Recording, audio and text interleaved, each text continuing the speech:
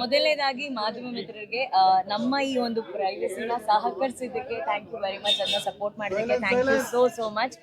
ಮದುವೆ ಬಹಳ ಸುಂದರವಾಗಿ ಸರಳವಾಗಿ ನಡೀತು. ಬಹಳ ಕಡಿಮೆ ಜನರ ಜೊತೆ ಒಂದು ವಿವಾಹ ಆಗ್ಬೇಕನ್ನೋದು ನಮ್ಮಿಬ್ರು ಆಸೆ ಆಗಿತ್ತು. ಹಾಗಾಗಿ it was a very simple wedding. ಇವ್ರ ಹೆಸರು ರೋಷನ್ ರಾಮಮೂರ್ತಿ ಅಂತ ಹೇಳಿ ಕುಶಾಲನಗರದಲ್ಲಿ ಇರೋರು, ಬೆಂಗಳೂರಲ್ಲಿ ಕೆಲಸ ಮಾಡ್ತಾ ಇದ್ದಾರೆ. ಸಿಂಪಲ್ ಹುಡುಗ. ಈಗ ಈ ಹುಡುಗಿನ ಮದುವೆ ಆಗಿದ್ದಾರೆ. ಥ್ಯಾಂಕ್ ಯು ಸೋ ಮಚ್ ನಿಮ್ಮೆಲ್ಲರ ಪ್ರೀತಿಗೆ, ಸಪೋರ್ಟ್ಗೆ. ಆ್ಯಂಡ್ ವರುಣ್ ಹೇಳ್ತಿದ್ರು ತುಂಬಾ ಕಡೆಯಿಂದ ತುಂಬಾ ಜನ ಬಂದಿದ್ದಾರೆ ಅಂತ. ಆ ಎಲ್ಲ ಪ್ರೀತಿ ಪಾತ್ರರಿಗೆ ತುಂಬ ಹೃದಯದ ಧನ್ಯವಾದಗಳು. ಕ್ಯಾಮ್ರಾ ಆಫ್ ಮಾಡ್ಕೊಂಡು ಬನ್ನಿ ಊಟ ಮಾಡಕ್ ಹೋಗೋಣ.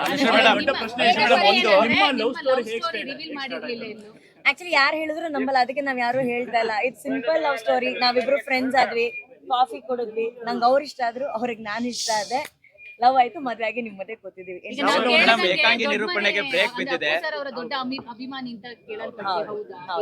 ಅವರು ಅಪ್ಪು ಸರ್ ಅವ್ರನ್ನ ಬಹಳ ಇಷ್ಟ ಪಡೋರು ಅಂಡ್ ಶ್ರೀದೇವಿ ಅವರ ಬಹಳ ಆತ್ಮೀಯ ಸ್ನೇಹಿತರು ಅವರು. ಸೊ ಅವ್ರ ಥ್ರೂನೇ ಆಕ್ಚುಲಿ ಅಪ್ಪು ಸರ್ ಅವರ ಕಾರ್ಯಕ್ರಮದ ಮೂಲಕನೇ ನಾವು ಮೀಟ್ ಮಾಡಿದ್ದು ಪುನೀತ ಪರ್ವದಲ್ಲಿ.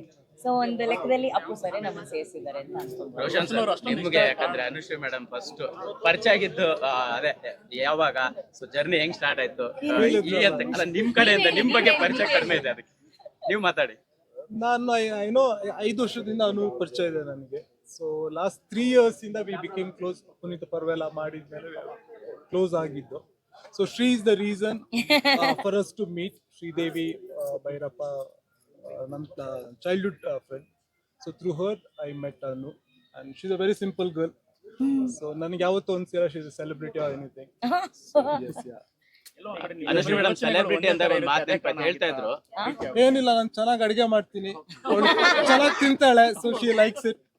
There's nothing much. So ಅವರಲ್ಲಿ ಇಷ್ಟ ಆಗೋ ಗುಣ ಯಾವುದು ಸರ್? ತುಂಬಾ ಇಷ್ಟ ಆಗಿದ್ದ ಗುಣ ಅಂತ ಬಂದ್ರೆ she is a very simple girl, very down to earth, very kind. Yes. ನಮ್ ಕೊಡಗಿನ ಸೊಸೆ ಆಗ್ತಾ ಇದೀರಾ, ಕೊಡಗಿನ ಜನತೆಗೂ ಖುಷಿ. ಹೌದು, ಅವರು ನಂತರನೇ ನಾವಿಬ್ರು ಪ್ರೇಮಿಗಳು. ಇನ್ ಮುಂದೆ ಗಂಡ ಹೆಂಡತಿ ಅನ್ನೋದಕ್ಕಿಂತ ಹೆಚ್ಚಾಗಿ ನಾವಿಬ್ರು ಲೈಫ್ ನ ತುಂಬಾ ಸಿಂಪಲ್ ಆಗಿ ನೋಡೋರು. ಚಿಕ್ಕ ಚಿಕ್ಕ ವಿಷಯಗಳನ್ನ, ಚಿಕ್ಕ ಚಿಕ್ಕ ಸಂತೋಷಗಳನ್ನ ತುಂಬಾ ಇಷ್ಟಪಟ್ಟು ಸಂತೋಷ ಪಡೋರು. ಅಂಡ್ ಅವ್ರು ನನ್ನ ಬಗ್ಗೆ ಹೇಳ್ತಾ ಇದ್ದಾರೆ ಐ ಆಮ್ ವೆರಿ ಕೈಂಡ್ ಅಂತ. ಆಕ್ಚುಲಿ ಅವ್ರು ತುಂಬಾ ಕೈಂಡು. ಅವ್ರಿಗೆ ಒಂದು ಸಹಾಯ ಮನೋಭಾವ ಜಾಸ್ತಿ. ನಂಗೆ ಆ ವಿಷಯ ತುಂಬಾ ಅವ್ರ ಬಗ್ಗೆ ತುಂಬಾ ಇಷ್ಟ ಆಗಿದ್ದು. ಸೊ ಅಮ್ಮ ತುಂಬಾ ಸೆಲೆಬ್ರೇಟ್ ಮಾಡ್ತಾ ಇದ್ರು. ಅಮ್ಮ ಡ್ಯಾನ್ಸ್ ಎಲ್ಲ ಮಾಡಿದಾರೆ ನೆನ್ನೆ. ಅವ್ರು ತುಂಬಾ ಖುಷಿ.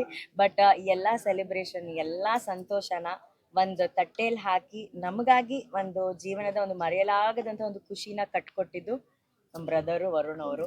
ಸೊ ಅವರಿಗೆ ಎಲ್ಲಾ ಮಾಧ್ಯಮ ಮಿತ್ರರ ಮೂಲಕ ಥ್ಯಾಂಕ್ ಯು ವೆರಿ ಮಚ್. ಮದ್ವೆ ಮಾಡಿಸಿದ್ದಾಗಿರ್ಬೋದು, ಈ ಸುಂದರವಾದ ಅರೇಂಜ್ಮೆಂಟ್ ಆಗಿರ್ಬೋದು, ಮಂಟಪದಿಂದ ಹಿಡಿದು ಪ್ರತಿಯೊಂದು ಕೂಡ ನನ್ನ ಬೆನ್ನ ಹಿಂದೆ ನನ್ನ ನೆರಳಾಗಿ ಅಪ್ಪು ಸರ್ ಪರವಾಗಿ ಇವ್ರು ನಿಂತು ಮಾಡಿದ್ದಾರೆ. Thank you Varun. Appu sir ಆಶೀರ್ವಾದ ಪಡ್ಕೊಂಡೇ ಹೋದ್ರಿ ಮ್ಯಾಮ್. ಅಪ್ಪು ಸರ್ ಒಂದು ಒಳ್ಳೆ ನೋಡಿದ್ವಿ ಫೋಟೋ. ಅವ್ರಿಂದ ನನ್ನ ಮದ್ವೆ ಆಗಕ್ಕೆ ಚಾನ್ಸೇ ಇಲ್ಲ ಅಲ್ಲ. ಸೊ ಹಾಗಾಗಿ ಅವರ ಇರುವಿಕೆಯಲ್ಲೇ ನಮ್ಮ ಮದ್ವೆ ನಡೀತು. ಅಂಡ್ ಎಲ್ಲಕ್ಕಿಂತ ಹೆಚ್ಚಾಗಿ ಇವತ್ತು ನಮಗ್ ಬಂದ್ ಬ್ಲೆಸ್ ಮಾಡಿದಂತ ಶಿವಣ್ಣ, ಗೀತಕ್ಕ ಅವ್ರಿಗೆ ನಾವ್ ಯಾವಾಗ್ಲೂ ಚಿರಋಣಿ ಆಗಿರ್ತೀವಿ. ಜಗ್ಗೇಶ್ ಸರ್ ಆಗಿರ್ಬೋದು, ಅಥವಾ ನಮ್ಮ ಪ್ರೇಮ ಮ್ಯಾಮ್ ಆಗಿರ್ಬೋದು, ತರುಣ್ ಸುಧೀರ್ ಅವರಾಗಿರ್ಬೋದು, ತಾರಾ ಅಮ್ಮ ಆಗಿರ್ಬೋದು, ಅನು, ರಘು ಮುಖರ್ಜಿ, ನಿಶ್ವಿಕಾ ಎಲ್ಲ, ಅಂದ್ರೆ VP sir, Hamsalekha sir, Arjun sir, ಇವರೆಲ್ರಿಗೂ ಧನ್ಯವಾದಗಳು. ಅವರೆಲ್ಲರೂ ತುಂಬಾ ಬ್ಯುಸಿ ಇದ್ದಾರೆ. ಆ ಬ್ಯುಸಿ ಸ್ಕೆಡ್ಯೂಲ್ ಅಲ್ಲೂ ಕೂಡ ನಮಗ್ ಬಂದ್ ಬ್ಲೆಸ್ ಮಾಡಿದ್ದಾರೆ. ನನ್ ಖುಷಿನ ತನ್ ಖುಷಿ ಅಂತ ಸೆಲೆಬ್ರೇಟ್ ಮಾಡ್ತಿದ್ದಾರೆ ರಾಜ್ ಬಿ ಶೆಟ್ಟಿ ಅವರು. ಅವ್ರು ಇನ್ನು ಒಳಗಡೆನೆ ಇದ್ದಾರೆ, ಅವ್ರು ಬ್ಯುಸಿ ಇದ್ದಾರೆ ನನ್ನ ಮದ್ವೆ ಕೆಲಸದಲ್ಲಿ.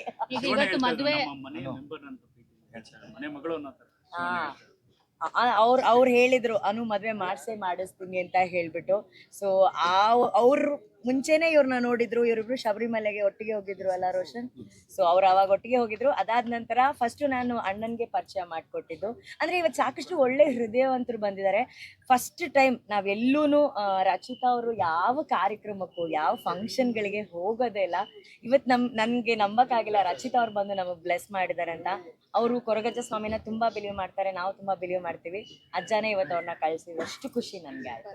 ಮತ್ತೆ ಪರದೆ ಮೇಲೆ ನೋಡ್ಬೇಕಲ್ಲ ಮ್ಯಾಮ್, ಇವಾಗ ಜನಕ್ಕಿರುತ್ತೆ. ಮತ್ತೆ ನಾಡಿದಿಂದ ನನ್ನ ಕೆಲಸ ಶುರು. ಮದುವೆ ಒಂದು ಜೀವನದ ಚಿಕ್ಕ ಭಾಗ ಅಷ್ಟೇ. Of course it's very important, but ಕೆಲಸನೂ ಇಂಪಾರ್ಟೆಂಟ್. ಅವರು ಕೆಲ್ಸಕ್ಕೆ ಹೋಗ್ಬೇಕು ನಾಡಿದಿಂದ. ಮೇಡಮ್ ಇವಾಗ ಮದ್ವೆನ ಸಿಂಪಲ್ ಆಗಿ ಮಾಡಿದ್ರಿ, ಈಗ ಅಭಿಮಾನಿಗಳು ಕಾಯ್ತಿದ್ದಾರೆ.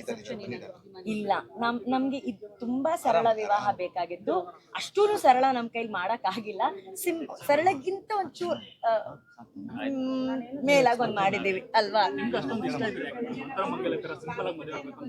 ನಂಗೆ ಮಂತ್ರ ಮಾಂಗಲ್ಯ ಆಗ್ಬೇಕಂತ ಬಹಳ ಆಸೆ ಇತ್ತು. ಆಕ್ಚುಲಿ ನಾವು ಜಾಗ ಎಲ್ಲ ನೋಡ್ಕೊಂಡು ಬಂದಿದ್ವಿ. ಬಟ್ ಏನಂದ್ರೆ ಅವ್ರದ್ದು ಕೆಲವೊಂದು ರೂಲ್ಸ್ ಇದೆ, ಇಷ್ಟೇ ಜನರ ಒಳಗಡೆ ನಾವು ಮಾಡ್ಬೇಕಂತ. ಬಟ್ ನಮ್ಮ ಫ್ಯಾಮಿಲಿಯನ್ನು ಸೇರಿಸಿದಾಗ ಸ್ವಲ್ಪ ಜನ ಜಾಸ್ತಿ ಆದಾಗ ನಾವು ಆ ರೂಲ್ಸ್ ನ ಬ್ರೇಕ್ ಮಾಡಕ್ ನಮ್ಗೆ ಇಷ್ಟ ಇರ್ಲಿಲ್ಲ. ಬಟ್ ಇದು ಆಲ್ಮೋಸ್ಟ್ ಮಂತ್ರ ಮಾಂಗಲ್ಯ ತರಾನೇ ಇದು ನಮ್ಮ ತುಳುನಾಡು ಸ್ಟೈಲ್ ಅಲ್ಲಿ ನಾವು ಮದ್ವೆ ಆಗಿದ್ದೀವಿ. ಐ ಥಿಂಕ್ ಬನ್ನಿಲ್ಲ ಊಟ ಮಾಡಿ. ನಿಮ್ ಬಿಸ್ನೆಸ್ ಬಗ್ಗೆ ನೀವು ತುಂಬಾ ದೊಡ್ಡ ಕೋಟ್ಯಾಧಿಪತಿ ಅಂತೆಲ್ಲ ಯೂಟ್ಯೂಬ್ ಅಲ್ಲೆಲ್ಲ ತುಂಬಾ ಟ್ರೆಂಡಿಂಗ್ ಆಗ್ತಿದೆ. ಆಕ್ಚುಲಿ ರೋಷನ್ ಅವರು ಏನ್ ಮಾಡ್ಕೊಂಡಿರೋದು, ಏನ್ ಹೇಳ್ತೀರಾ ಆ ಒಂದು ಕ್ವಶನ್? ನಾನು IT ಫರ್ಮ್ ಅಲ್ಲಿ ವರ್ಕ್ ಮಾಡ್ತಿದ್ದೀನಿ. So I am not A Kotyadhipati anything. So I work for an IT company. ಕೋಟ್ಯಾಧಿಪತಿ ಇಲ್ಲ, ಬಟ್ ಅವನ ಹೃದಯವಂತಿಕೆಯಲ್ಲಿ ಅವ್ನ ಕೋಟ್ಯಾಧಿಪತಿ ಇರ್ತಾರೆ ಅವ್ರ ಅಷ್ಟೇ. ನೀವ್ ಹಾಕಿರೋದು ಇಲ್ಲ ಮ್ಯಾಮ್, ನಾನು ಅಲ್ಲ, ಒಂದಿನ ಆತರ ಆಗ್ಲಿ, ಅವ್ರು 300 ಕೋಟಿ ಅಂದಂಗೆ ಆಗ್ಲಿ.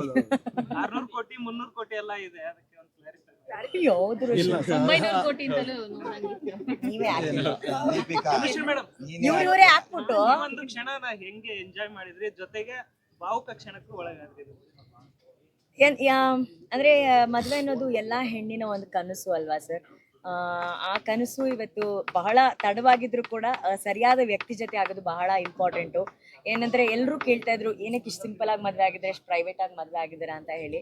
ನಾವು ಮದ್ವೆ ಹೇಗ್ ಆಗ್ತೀವಿ ಅನ್ನೋದು ಇಂಪಾರ್ಟೆಂಟ್ ಅಲ್ಲ, ಆ ಮದುವೆಯಲ್ಲಿ ನಾವಿಬ್ರು ಹೇಗ್ ಬದುಕ್ತೀವಿ ಅನ್ನೋದು ಬಹಳ ಇಂಪಾರ್ಟೆಂಟು.